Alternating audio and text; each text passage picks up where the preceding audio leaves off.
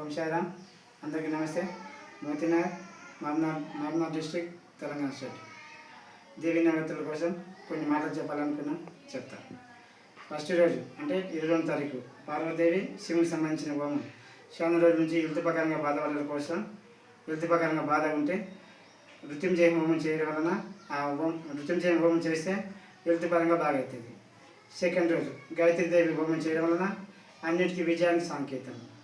మూడో రోజు అన్నపూర్ణదేవి అంటే అన్నం కోసం ఇబ్బంది పడే వాళ్ళ కోసం ఆ హోమం పెట్టుకుంటే మనం అన్నం తినేది కాకుండా వేరే వాళ్ళకి పెట్టే అవకాశం వస్తుంది.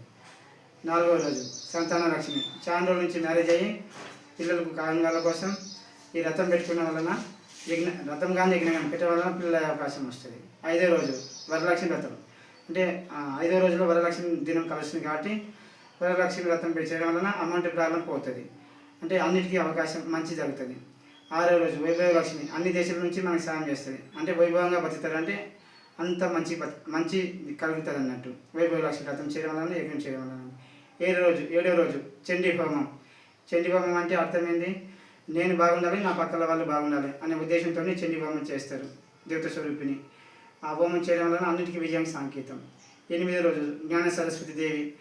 అంటే చిన్నపిల్లలు కానీ పెద్ద పిల్లలు కానీ చదువుతుంటే కూడా చదువు రాని వాళ్ళ కోసం జ్ఞాన సరస్వతి దేవి 8వ రోజు అంటే దేవీ నవరాత్రులలో 8వ రోజు రథం చేయడం వలన కానీ, యజ్ఞం చేయడం వలన కానీ వాళ్ళకి మంచి స్టడీ పరంగా మంచి పడుతుంది, వాళ్ళకి చదువుతుంది.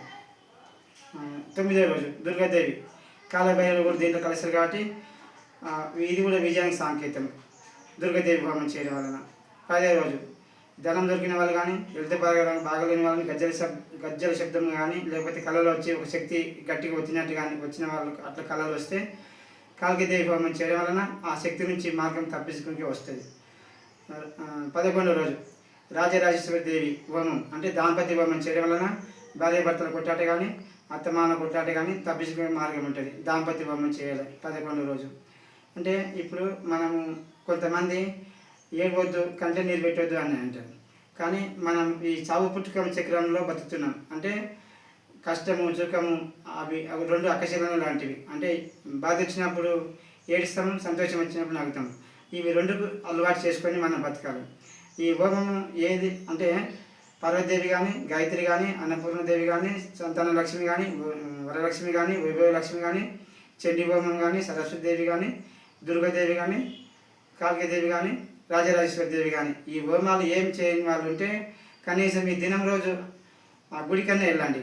అంటే ఫస్ట్ రోజు పార్వతీదేవి గుడికి వెళ్ళొచ్చు, సెకండ్ రోజు గాయత్రీదేవి గుడికి వెళ్ళొచ్చు, 3వ రోజు అన్నపూర్ణదేవి గుడికి వెళ్ళొచ్చు, 4వ రోజు సంతాన లక్ష్మి అంటే సంతాన లక్ష్మి అంటే దాంట్లో ఒక గుడి వరలక్ష్మి గుడి వస్తుంది. సంతాన లక్ష్మి గుడికి వెళ్ళొచ్చు, వరలక్ష్మి గుడికి వెళ్ళొచ్చు, వైభవ లక్ష్మి గుడికి వెళ్ళొచ్చు. చండీ హోమం అంటే ఈ అమ్మవారి గుళ్ళు ఏదైనా కానీ దర్శనం చేసుకోవచ్చు 9 రోజులు.